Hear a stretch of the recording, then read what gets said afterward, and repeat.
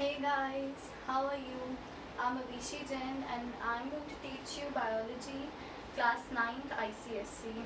I've already taken up the first chapter, lecture number 1, which is cell the unit of life. I've already told you about the topics related to the variations in the cell theory, and what are the features of the cell. So today I'm going to take up the topic of shapes of the cell. That means the different types of cells, they have different shapes, and I'm going to teach you about the structures of each cell. That means each of the cell organelle and what are cell membrane, cell wall. I'm going to cover all those parts. So let's begin with it. So firstly, when we are talking about the shapes, the first one is your red blood cell.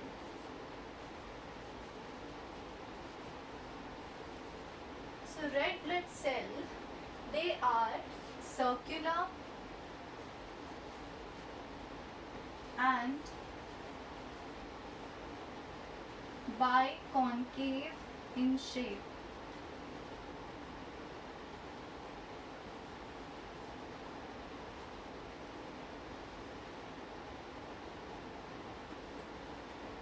Yes, I said that red blood cells, they are circular and they are having a biconcave shape.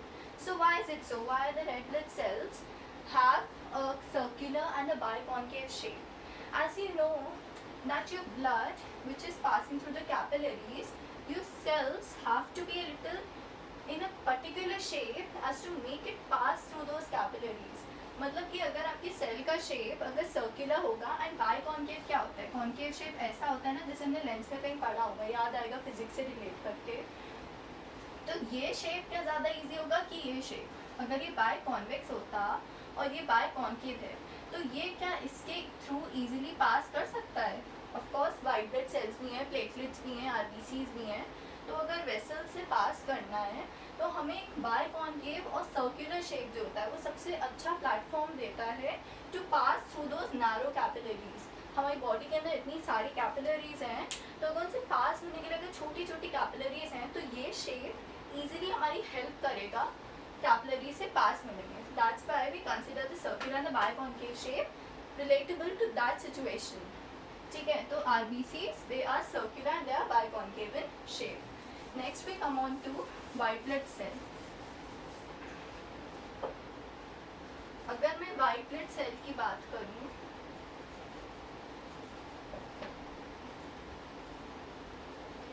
so can anyone make a guess that what is the actual role of white blood cell?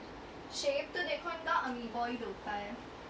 Amoeba का shape मैंने last lecture में आपको बताया था कि amoeba का shape थोड़ा irregular होता है, मतलब थोड़ा ऐसे अजीब अजीब सा होता है, so that it could pass through any of the capillary wall. क्योंकि अमीबा देखो वाइट ब्लड सेल का बेसिकली काम क्या होता है, जैसे आपकी ब्लड कैपिलरी है, तो ये जो आपका वाइट ब्लड सेल है, अगर यहाँ पे कोई जर्म आया आपका, तो वो क्या करता है कि with the help of it pseudopodia, आप अधिकतर ये वर्ड देखेंगे वाइट ब्लड सेल से associated, which is pseudopodia. So pseudopodia की हेल्प से इसके पास जो हेयर लाइक प्रोजेक्शंस होते हैं, उसके थ्रू ये ऐसे करके इसको जर्म को ऐसे इंजेस्ट करता है. यहाँ से ऐसे ओपन हो जाएगा और स्क्वीज करता हुआ जाएगा through the wall and it would ingest that germ. तो इसीलिए इसका अमीबॉइड शेप होता है, so that it would squeeze through the capillaries. Okay, so it has amoeba like shape. ठीक है,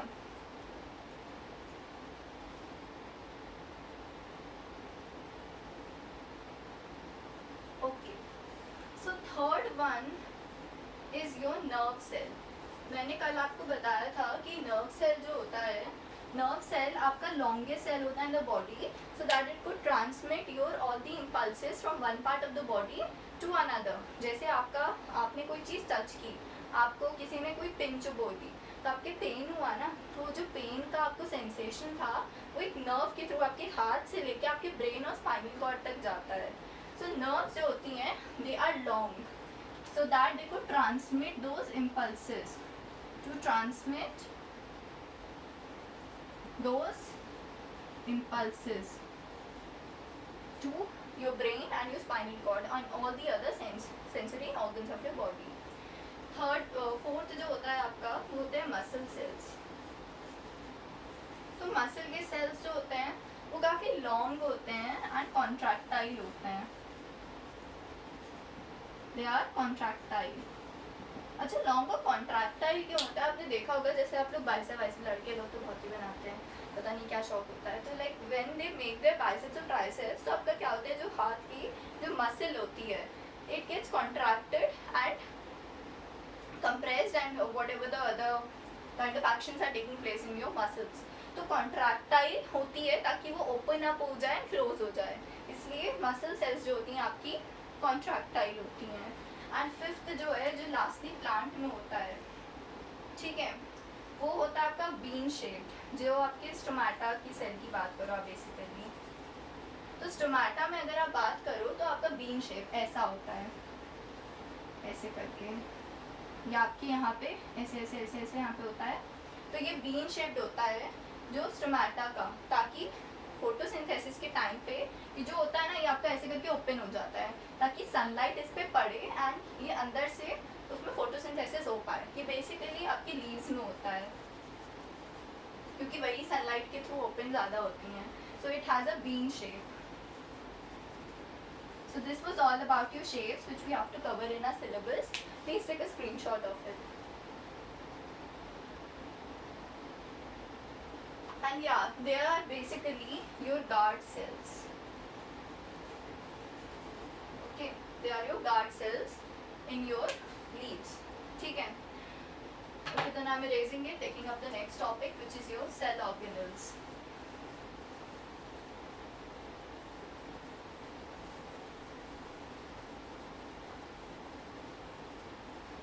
अच्छा, सेल ऑर्गेनल से आप क्या समझेंगे कि जैसे अगर आप बॉडी पार्ट की बात करो तो हर एक बॉडी एक अलग रोल प्ले करती है.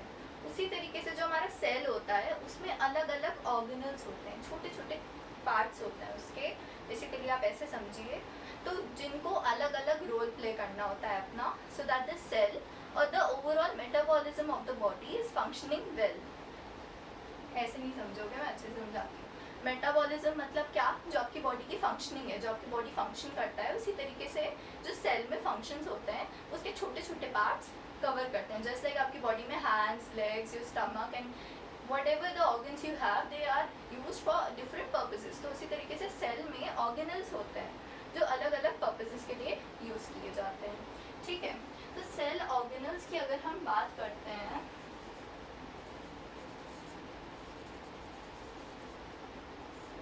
ओके, सेल ऑर्गेनल्स में सबसे पहले आप एनिमल सेल का अगर डिस्कशन करोगे तो मैं आपको पहले से ही पॉइंट्स बता देती हूँ जो आपको बाद में पढ़ने हैं.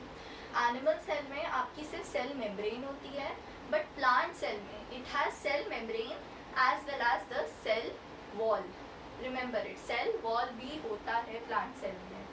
ठीक है, अब मैं आपको ऐसे पढ़ाऊँगी as a method of difference कि आप सेल वॉल और सेल मेम्ब्रेन के बीच में स्टार्टिंग से ही डिफरेंस समझें.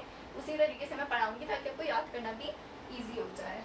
सो फर्स्ट चीज़ जो है वो हमारी क्या हो गई, cell membrane, and the second thing which you have is your cell wall.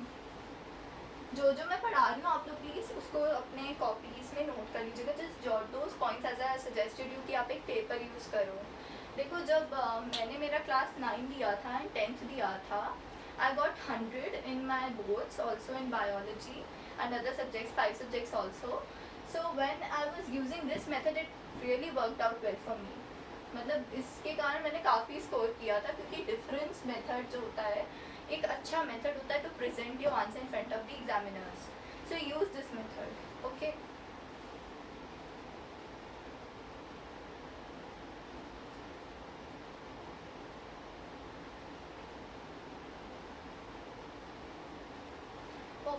So cell membrane आपने पढ़ा होगा, काफ़ी जगहों पे बोला जाता है it is the semi permeable membrane. मतलब क्या है यार, समझना तो पड़ेगा ना. सेल मेम्ब्रेन देखो बेसिकली होता क्या है, जैसे आपकी बॉडी है, सो इट्स लाइक आपकी स्किन एक आउटर पार्ट है कि कोई भी चीज़ आपकी बॉडी के अंदर नहीं जा पाएगी जब तक वो स्किन को पार ना कर पाए.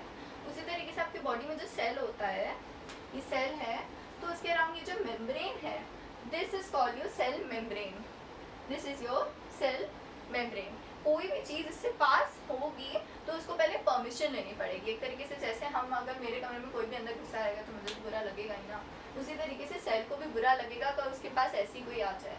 सो it has to take the permission, जो भी अंदर आएगा उसको पहले परमिशन लेनी पड़ेगी सेल मेम्ब्रेन से कि क्या मैं अंदर आ जाऊँ, फिर वो आएगा। And that is why the cell membrane is called a semi permeable membrane.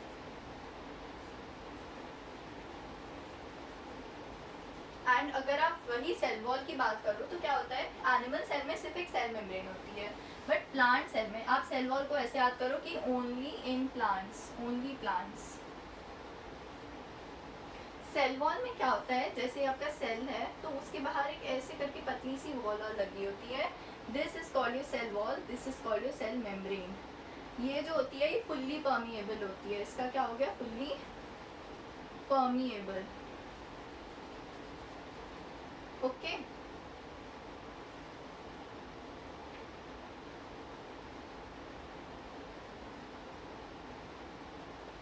अच्छा, अगर मैं इसकी बात करूं तो इसके पास कुछ फाइन पोर्स होते हैं, छोटे छोटे पोर्स होते हैं जिनके थ्रू चीज़ें अंदर आ जाती हैं। So it's like that permission type वाली मेम्ब्रेन है जिसे परमिशन लेके अंदर आना है। इसके पास कैसे होते हैं, it has fine pores, it has fine pores. And ये किसका काम करता है, कोई भी चीज़ अंदर बाहर जाती है सेल की, उससे मतलब होता है whatever enters and exits the cell, it has to talk to this cell membrane. And अगर आप सेल वॉल की बात करो तो ये बेसिकली प्लांट के अंदर जो सल्यूट्स एंड आयंस जो एंटर होते हैं, एंटर प्लस एग्जिट, आप ऐसे याद करो, ऐसे आपको याद हो जाएगा, इसके साथ डील करता है कि कौन एंटर कर रहा है कौन एग्जिट कर रहा है। ओके एंड इसके साथ भी, इसके साथ क्या काम है, इसका रोल है आपका फाइन पोर्स का। ओके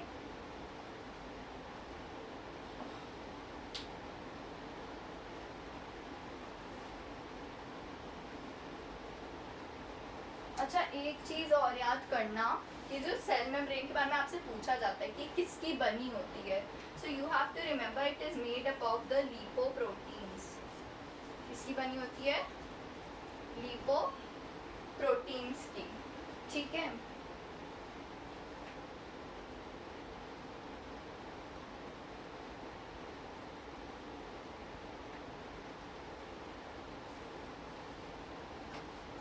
इसको आप फुल्ली की जगह अगर फ्रीली लोगे तो वो ज़्यादा बेटर रहेगा, क्योंकि अगर आपकी सेल के अंदर कुछ भी आ रहा है उसको कोई प्रॉब्लम नहीं है।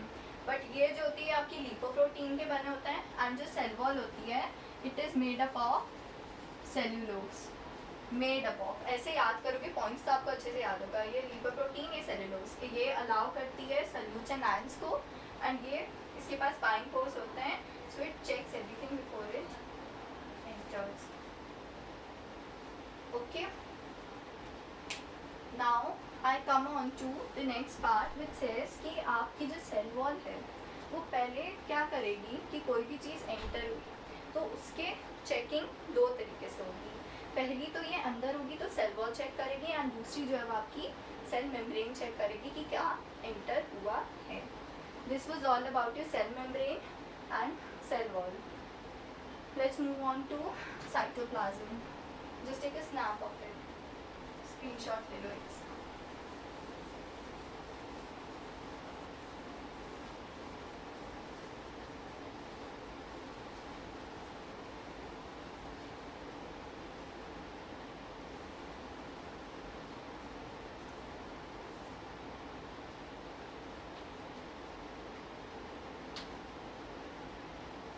अच्छा, अगर आप बात करते हैं सेल वॉल की तो आप एक चीज़ और फंक्शन अगर आप याद करोगे तो आप सेल मेम्ब्रेन का क्या फंक्शन कहोगे, it checks with whatever the material is entering, कि वो क्या अंदर जाने के लिए है परमिएबल कि नहीं। एंड सेल वॉल का अगर आप काम याद करो, सेल वॉल का अगर आपसे पूछा जाए so you are going to say it gives also, it also gives the rigidity to the plant cell, कि मतलब कितना फिक्स हो जाता है कि काफ़ी कोई चीज़ें अंदर नहीं आ पा रही हैं, gives the rigidity to the plant cell.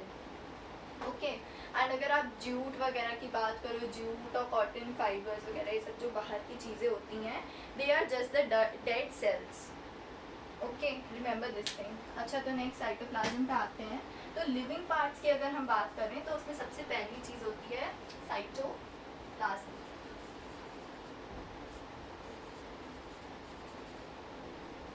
It is your cytoplasm.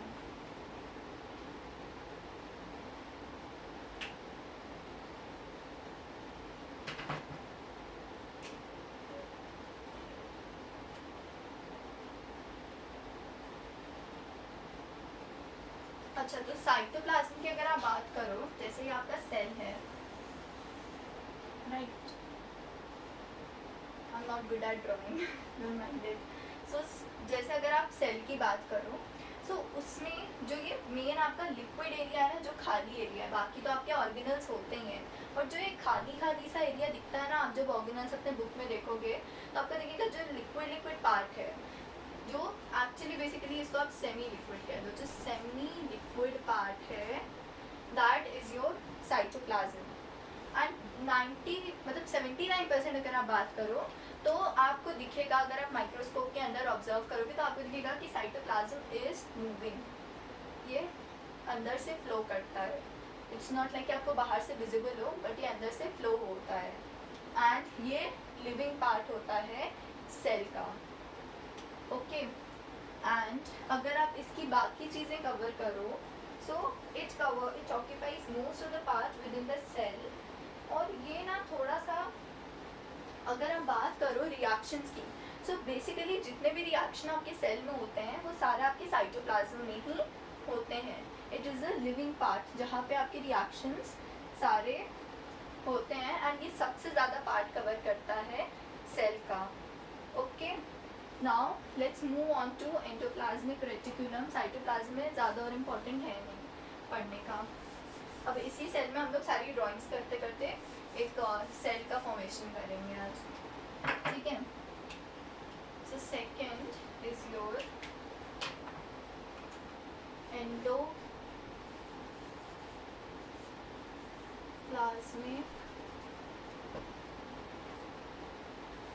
Reticulum. अच्छा, अगर एंडोप्लाज्मिक रेटिकुलम के बारे में आप गेस करिए तो सबसे पहले देखिएगा कि सेल के बीच में आपका एक न्यूक्लियस टाइप होता है। तो जो न्यूक्लियस और न्यूक्लियोल होता है उसके बीच में जो आपकी बॉडी सेल ऑर्गेनल आपके सेंटर को कनेक्ट करता है इस सेल मेम्ब्रेन से। I am talking about the animal cell, remember that endoplasmic reticulums are there found in your plant cells, but I am talking about cell membrane primary. Okay, so उसका shape कुछ ऐसा होता है।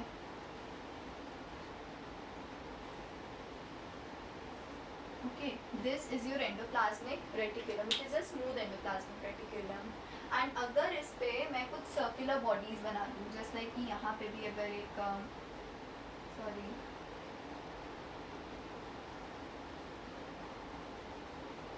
है, तो उस पे अगर ऐसे करके आपको कुछ सर्कुलर बॉडीज दिखें, दीज आर राइबोसोम्स। जो सर्कुलर बॉडीज हैं उनको आप क्या कहते हो, राइबोसोम्स। एंड अगर आप इसकी बात करो, ये क्या है, इस पे जिस पे देखो राइबोसोम्स नहीं होते हैं, तो ये स्मूथ है ना, इसकी बॉडी थोड़ी रफ हो गई, बीच में इसके ऑब्स्ट्रक्शंस आ गए, इसलिए ये रफ एंडोप्लाज्मिक रेटिकुलम हो गया।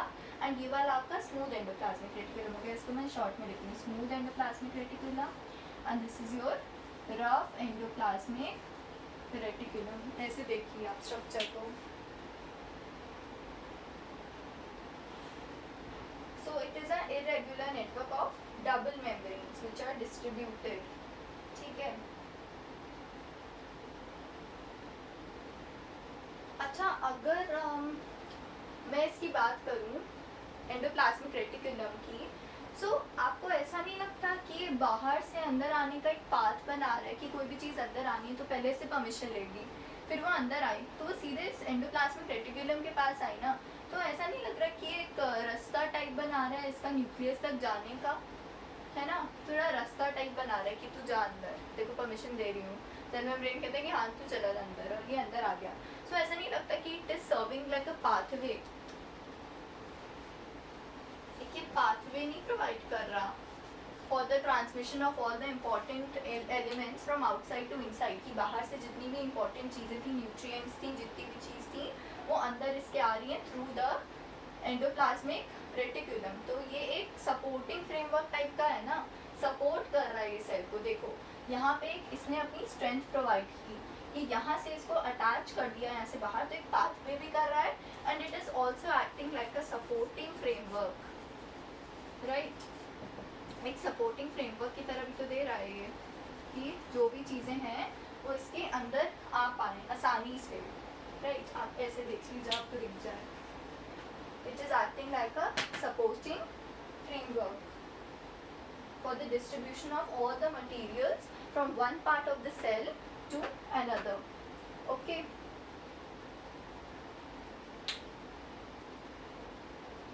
अच्छा, अगर अब मैं इन्हीं राइबोसोम्स की बात करूँ, यहीं पे लिख देती हूँ क्योंकि राइबोसोम्स मैंने यहाँ पे कवर भी किए हैं। सो हमने राइबोसोम्स के बारे में एक चीज़ देखी कि अगर वो नहीं है तो ये स्मूथ हो गया एंडोप्लाज्मिक रेटिकुलम, एंड अगर ये है तो वो रफ हो गया। बट ऐसा नहीं कि ये सिर्फ एंडोप्लाज्मिक रेटिकुलम पे ही प्रेजेंट है, these ribosomes are present in the whole of the cell like this. आवारा घूमते हैं ये, बस आवारा घूमते हुए दिखेंगे राइबोसोम्स आपको पूरे सेल में, throughout your cell you are going to find these ribosomes.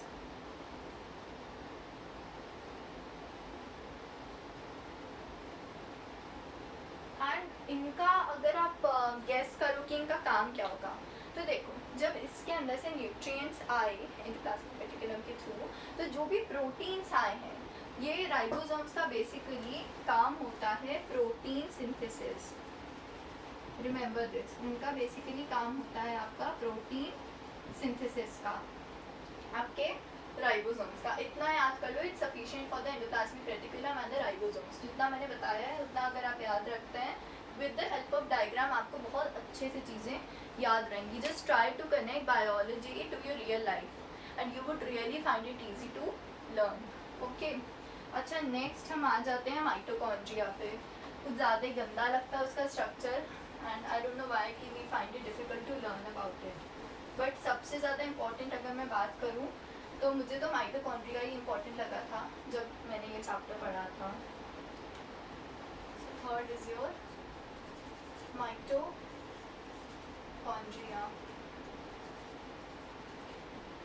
Okay,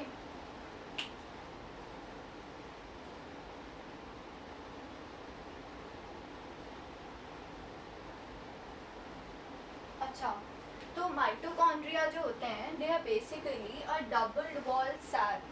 जैसे कि ये जो होता है ना, ऐसे करके होता है, एंड इसके अंदर ऐसे ऐसे ऐसे ऐसे ऐसे कुछ फिंगर लाइक प्रोजेक्शन बने होते हैं। फिंगर का शेप कैसा होता है, ऐसा होता है ना, अगर आप फिंगर को ट्रेस करो तो ऐसा शेप आएगा, right.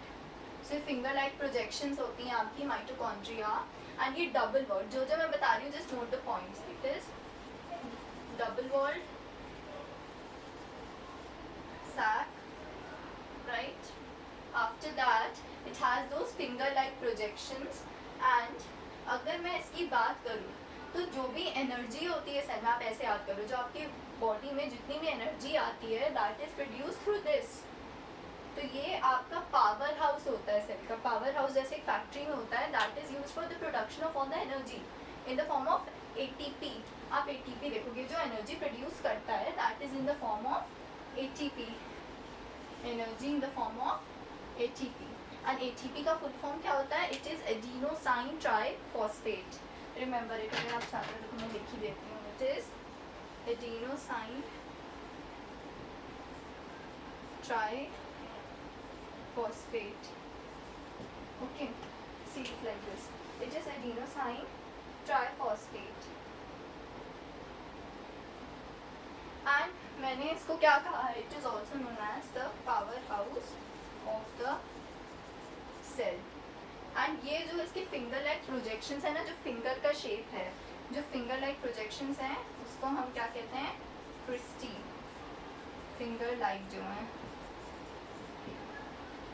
Note it down, actually take a screenshot of it यार, साथ साथ आप लिखते जाइए इसको।